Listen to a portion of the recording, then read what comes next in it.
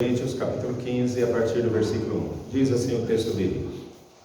Irmãos, o apóstolo Paulo diz: Irmãos, venho lembrar-vos o evangelho que vos anunciei, o qual recebestes e no qual ainda perseverais. Por ele também sois salvos, se retiverdes a palavra tal como vô-la preguei, a menos que tenhais crido em vão. Antes de tudo vos entreguei o que também recebi, que Cristo morreu pelos nossos pecados segundo as Escrituras, e que foi sepultado e ressuscitou ao terceiro dia segundo as Escrituras, e apareceu a Cefas e depois aos 12, depois foi visto por mais de 500 irmãos de uma só vez, dos quais a maioria sobrevive até agora, porém alguns já dormem. Depois foi visto por Tiago, mais tarde por todos os apóstolos, e afinal, depois de todos foi visto também por mim, como por um nascido fora do tempo. Porque eu sou o menor dos apóstolos, que mesmo não sou digno de ser chamado apóstolo, pois perseguiu a igreja de Deus. Mas pela graça de Deus sou o que sou, e a sua graça que me foi concedida não se tornou vã. Antes, trabalhei muito mais do que todos eles, todavia não eu, mas a graça de Deus comigo. Portanto, seja eu ou sejam eles, assim pregamos e assim cresces. Ora, se é corrente pregar-se que Cristo ressuscitou dentre os mortos, como pois afirmam alguns dentre vós que não há ressurreição dos mortos? E se não há ressurreição dos mortos, então Cristo não ressuscitou. E se Cristo não ressuscitou, é vã a nossa pregação e vã a vossa fé. E somos tidos por falsas testemunhas de Deus, porque temos asseverado, afirmado contra Deus, que Ele ressuscitou a Cristo, ao qual Ele não ressuscitou. Se é certo que os mortos não ressuscitam. Porque se os mortos não ressuscitam, também Cristo não ressuscitou. E se Cristo não ressuscitou, é vã a vossa fé, e ainda permaneceis nos vossos pecados. E ainda mais, os que dormiram em Cristo pereceram. E se a nossa esperança em Cristo se limita apenas a esta vida, somos os mais infelizes de todos os homens. Versículo 20 para terminar. Mas, de fato, Cristo ressuscitou dentre os mortos, sendo Ele as primícias dos que dormem. Eu penso, meus irmãos, que há duas doutrinas muito mal compreendidas no cristianismo. Eu digo isso sem medo de errar. E são elas exatamente a doutrina da morte de Jesus e a doutrina da ressurreição. Ainda que elas sejam eu diria que os principais pilares do cristianismo, a morte e a ressurreição de Cristo sustentam a religião cristã neste mundo. Essas duas doutrinas, meus irmãos, além de sustentar o cristianismo, elas anunciam aquilo que, através do qual as pessoas de fato e de verdade podem conhecer a Jesus Cristo. Agora observe, muitas afirmações erradas têm sido feitas sobre Jesus, sobre a pessoa de Jesus. E eu nomeio aqui algumas poucas. Primeira delas, a afirmação de que Jesus não era Deus. Esta é uma afirmação recorrente desde a época de Jesus Cristo. Aqui e acolá nós nos deparamos com uma afirmação como essa. Uma outra afirmação: o desaparecimento do corpo de Jesus Cristo é um mito, porque na verdade o corpo dele foi escondido. É apenas um mito. O desaparecimento do corpo de Jesus. Terceira afirmação que aqui e acolá nós encontramos: que a sua morte foi fruto apenas da insistência de Jesus em desafiar os judeus e desafiar o Império Romano. A morte de Jesus Cristo, então, foi apenas um lapso histórico que não deveria ter acontecido se Jesus seguisse uma outra trajetória na sua vida enquanto esteve aqui. Se ele não fosse tão desafiador, talvez isso não tivesse ocorrido. E ainda, que os discípulos viram após a sua morte, aquilo que os discípulos viram após a morte de Jesus foi apenas um espírito desencarnado, sem corpo. Ou seja, os apóstolos afirmam que viram Jesus, mas na verdade não era Jesus, era apenas um fantasma. Alguns aqui vão afirmar isso. Agora, alguns aqui nos nossos dias, e ao longo da história isso tem sido dito. Mas veja, Da onde vem isso, essa última afirmação? Vem talvez da ideia de que alguns naquela época ainda entendessem que ninguém sabe o que vem depois da morte. Portanto, o melhor então é não discutir este assunto. Veja, ao contrário de tudo isso, o apóstolo Paulo diz o seguinte: se Cristo não ressuscitou, tanto a nossa pregação como a nossa fé é uma grande heresia. Se somos tidos por falsas testemunhas de Deus, porque temos afirmado que Deus ressuscitou a Cristo, quando na verdade Ele não ressuscitou. Se é uma mentira que Jesus Cristo ressuscitou, então há duas coisas: nós estamos crendo em algo que é falso, que é uma mentira, e segundo, nós estamos dizendo que Deus é mentiroso, porque na verdade Ele nunca ressuscitou, Ele nunca proporcionou essa ressurreição de Jesus. Paulo está dizendo isso aqui no versículo 15. Em outras palavras, eu diria, se a ressurreição não existe, então nós estamos perdendo o nosso tempo, agindo como mentirosos e especialmente estamos afrontando a Deus, a quem repetidamente dizemos que nós amamos. É isso então. Estamos perdendo o nosso tempo, estamos sendo mentirosos, estamos afrontando a Deus, defendendo algo que Ele nunca fez ou disse. Bem, na verdade, a Bíblia é a palavra de Deus e tudo aquilo que ela afirma é verdade. E Deus afirma em sua palavra que Jesus Cristo, Jesus de Nazaré, de fato ressuscitou. É isso que a Bíblia afirma. E que exatamente porque Ele ressuscitou, pessoas podem ser salvas. E podem ser salvas daquilo que a Bíblia diz, salvas do inferno.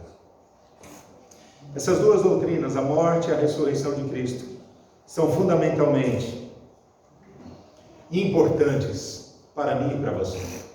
E elas são importantes, meus irmãos, eu diria, por três motivos básicos.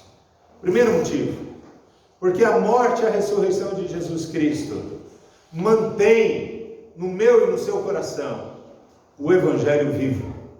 Veja o que diz aí no versículo 1, Paulo dizendo: irmãos, eu venho lembrar a vocês o Evangelho que eu vos anunciei. Eu venho lembrar a vocês o Evangelho. Agora, talvez você precise parar um segundinho para tentar identificar o que significa a palavra Evangelho. E o que significa a palavra Evangelho? Na língua original, significa boa notícia. É exatamente isso. A palavra Evangelho tem esse significado, boa notícia. E a pergunta é: qual é essa boa notícia que o Evangelho traz? Que Jesus Cristo traz? Que a palavra do Senhor traz? Qual é a boa notícia? Quando nós cristãos dizemos o seguinte: olha, eu vou pregar o Evangelho, nós estamos dizendo, eu vou dar uma boa notícia, mas eu estou levantando a questão aqui. Qual é a boa notícia? Eu mesmo respondo: é que apesar do inferno, estou considerando aquilo que as Escrituras dizem, a resposta então a essa pergunta é que apesar do inferno ser o destino certo para todos aqueles que nascem nessa terra, todos esses podem ser salvos antes que chegue lá. Essa é a boa notícia. O inferno é uma realidade, mas não há, ou melhor dizendo, a possibilidade de ser livre do inferno. Há essa possibilidade. Essa é a boa notícia. A Bíblia diz lá em Romanos 6,23 que o salário do pecado é a morte eterna. Você e eu sabemos que a expressão salário significa consequência, é aquilo que se recebe por algo que foi feito. E o apóstolo Paulo diz: o salário, a consequência, aquilo que se recebe por ser pecador, por causa da existência do pecado, é a morte eterna. Marcos 1,15 diz: o reino de Deus está próximo, arrependei-vos e crede no Evangelho.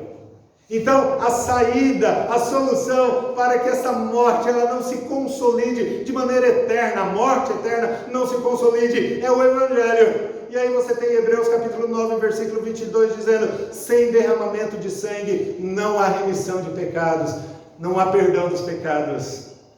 não há perdão. É preciso que sangue seja derramado. E aí você tem João 3,36 dizendo: quem crê no Filho tem a vida eterna. Aquele que crê no Filho de Deus, com a convicção de que este Filho de Deus, chamado Jesus Cristo, morreu na cruz e derramou o seu sangue para que pecados fossem perdoados e, portanto, pessoas pudessem ser livres do inferno. Quem crê em Jesus como Senhor e Salvador da sua vida, a Bíblia diz que será salvo. Será salvo. A morte e a ressurreição de Jesus é que livram pessoas do inferno. O Salvador veio e está salvando pessoas, está curando pessoas, está restaurando pessoas. O Evangelho afirma que a morte de Jesus era absolutamente necessária. E isso aqui, meus irmãos e meus queridos, é um ponto importantíssimo. Observe, a morte de Jesus era absolutamente necessária. Lá no Velho Testamento, Levítico capítulo 17 diz: é o sangue que fará expiação. A palavra expiação tem a ver com pagamento, com sofrer as consequências de algo. O texto diz: o sangue, é o sangue que fará expiação, é o sangue que vai pagar. Atos capítulo 20, versículo 28 diz: para pastoreardes a igreja de Deus, o qual ele, Jesus Cristo, comprou com o seu próprio sangue. Veja a expressão sangue, este que foi derramado na cruz. E finalmente Hebreus 9, 22, esse texto eu gostaria que você guardasse no seu coração. Mais uma vez eu estou repetindo: sem derramamento de sangue não há perdão dos pecados. Sem que Jesus Cristo morresse na cruz, o perdão dos pecados não aconteceria. Portanto, eu quero dizer para você aqui nessa manhã: não tenha pena de Jesus, não tenha peninha dele. Alguns anos atrás, foi vinculado nos nossos cinemas, não aqui apenas no Brasil, mas em boa parte do mundo, o filme A Paixão de Cristo. Eu assisti, e talvez muitos dos que estão aqui assistiram esse filme. Um filme que nos sensibiliza bastante, mas eu percebi que muita gente saía do cinema com pena de Jesus, com dó de Jesus, diante das cenas fortíssimas que o filme revelava. E de fato, possivelmente foi pior do que aquilo que o filme mostra. Foi muito pior. Entretanto, meus irmãos, a fala das Escrituras Sagradas é essa: não é necessário ter pena de Jesus. Não concluamos que ele foi um coitadinho injustiçado pelos homens, porque isso é falso. Era preciso que Jesus morresse para que eu e você tivéssemos vida. Era absolutamente necessário. Isso era um plano, era um projeto de Deus. O que eu e você temos a fazer agora, então, é somente agradecê-lo por aquilo que ele fez. Foi certamente isso a maior prova de amor de Deus nessa terra e diante dos homens. O texto bíblico lá em João capítulo 3, versículo 16 diz: porque ele amou o mundo de tal maneira que deu o seu filho para morrer do jeito que morreu naquela cruz. Foi amor de Deus que fez isso. A sua morte foi necessária, meus queridos. Mas também uma outra coisa necessária, ou foi necessária, a sua ressurreição. Cristo ressuscitou, e existem provas cabais disso, provas inclusive históricas. Por exemplo, a ausência do corpo, ou então a pedra removida, mesmo com a guarda à porta. Nós conhecemos a história. Uma outra coisa, o corpo que não foi encontrado. Mais ainda, Jesus Cristo, o texto mostra isso, foi visto por algumas mulheres, depois foi visto por Pedro, depois ainda por 2 discípulos no caminho de Emaús, a seguir por mais de 500 pessoas, além de Tiago e todos os apóstolos, e finalmente, Paulo diz que foi visto por ele também. Tudo isso está aqui no texto que nós lemos em em 1 Coríntios capítulo 15. Meus irmãos e minhas irmãs, meus queridos, portanto, a salvação é consequência de se crer nesses fatos, na morte e na ressurreição de Cristo. A salvação vem disso. Mas há uma segunda lição a respeito disso. A morte e a ressurreição de Cristo também nos ajudam a combater a mensagem da não ressurreição. Da não ressurreição. Porque observe, eu faço um pequeniníssimo comentário aqui. Apesar de nós vivermos num país sobejamente cristão, há muitos, não são poucos, brasileiros que não creem que de fato Jesus Cristo ressuscitou. Mas observe, no versículo 12, Paulo diz: alguns dentre vós afirmam que não há ressurreição. O apóstolo Paulo está escrevendo essa carta para pessoas da época dele. Agora deixa eu dizer uma coisa para você. Pessoas muito parecidas com essas que estavam na época de Paulo estão hoje aqui nos nossos dias. Sempre existirão os que duvidam da ressurreição.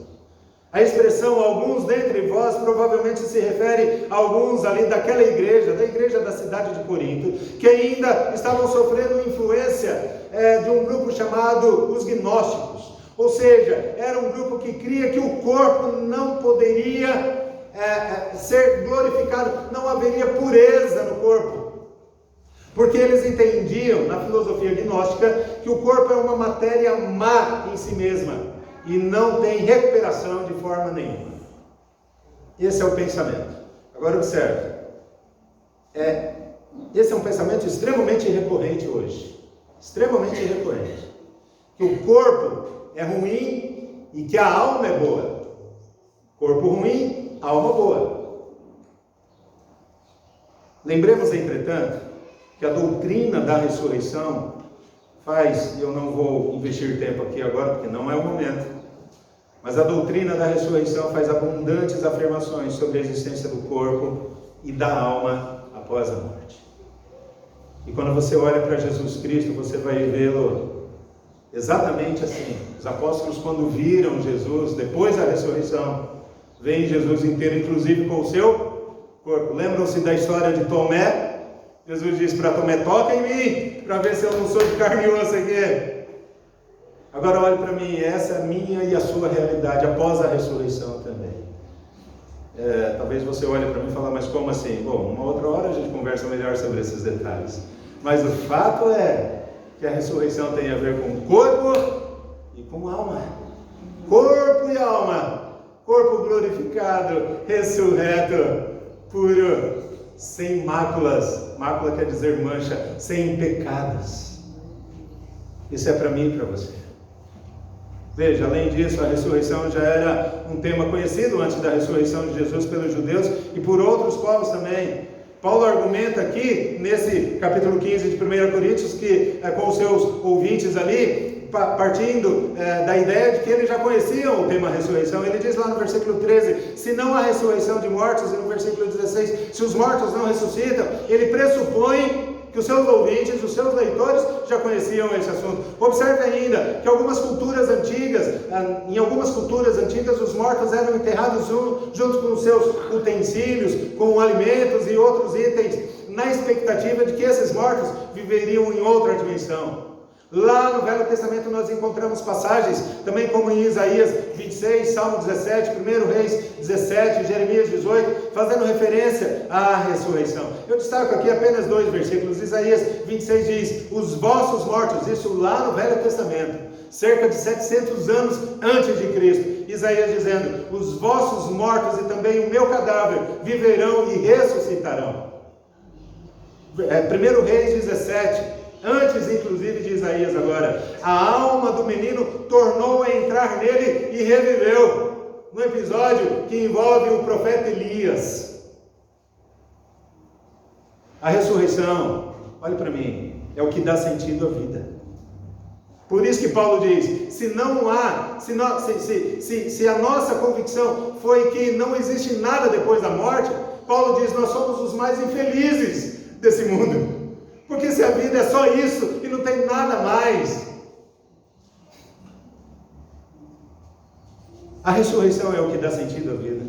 O apóstolo Paulo insiste em 1 Coríntios 15, 19, e eu vou parafrasear aqui, tentando colocar de uma maneira talvez um pouco mais clara. Paulo está tentando dizer o seguinte, se eu, como crente em Jesus, não acreditar que terei vida depois dessa vida terrena, então certamente eu sou mais infeliz do que qualquer pessoa. Uma revista cristã de 2007, nessa revista afirmou-se o seguinte, se ser cristão só tem valor nesta vida, não vale a pena acreditar, não vale a pena crer, não vale a pena renunciar aos prazeres desta vida. A pequena fé, a fé incompleta, a fé que não atravessa a barreira da morte, a fé que não atravessa a barreira da morte é um engano e é uma fé mentirosa. Terceira razão e última pela qual morte e ressurreição de Cristo é importante. Na ressurreição de Jesus Cristo, meus irmãos, nós observamos que o que Jesus fez foi absolutamente único. Não há nada que se iguale àquilo que Jesus fez. Na ressurreição de Jesus, não há pecado.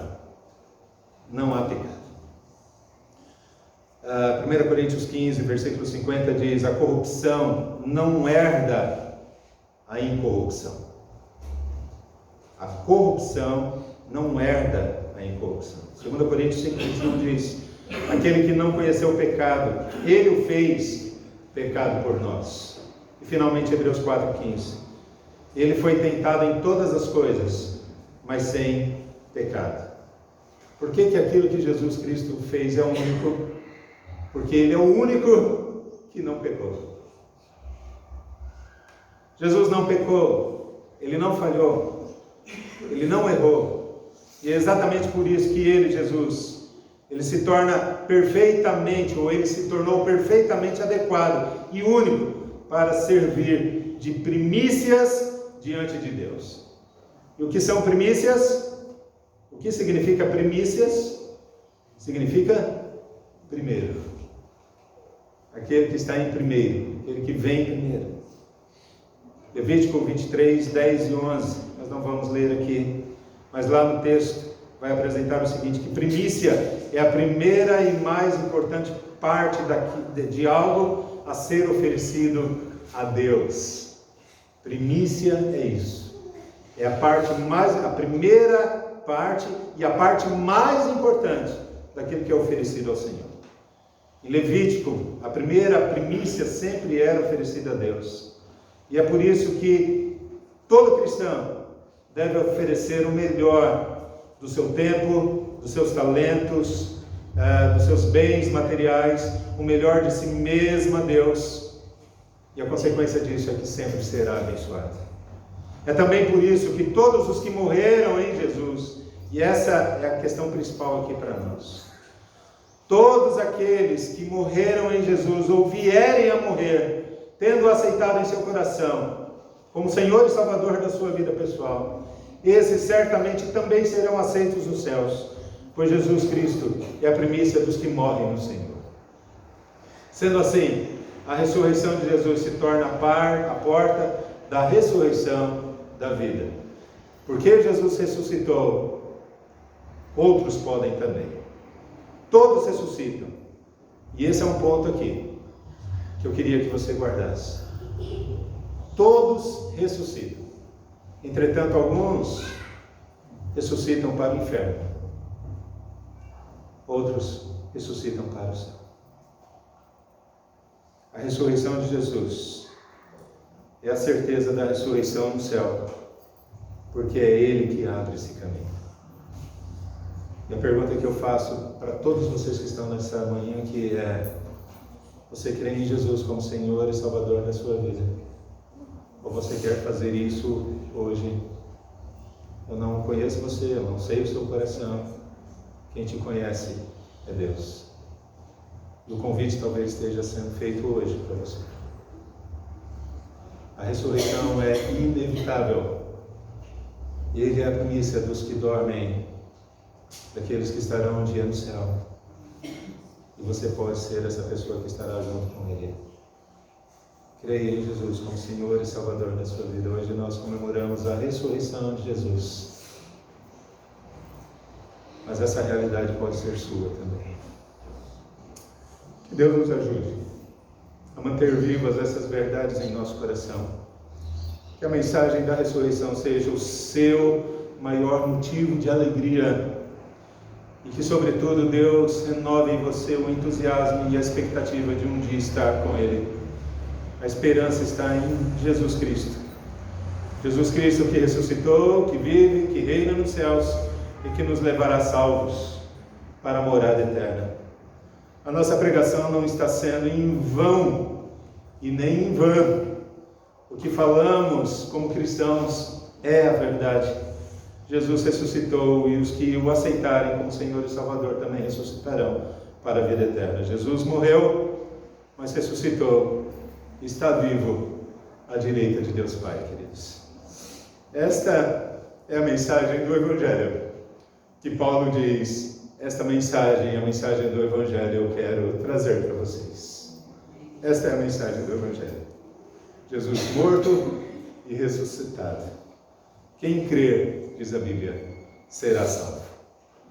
Amém? Que Deus nos abençoe. Nós vamos cantar um último hino nessa manhã, nos colocando de pé.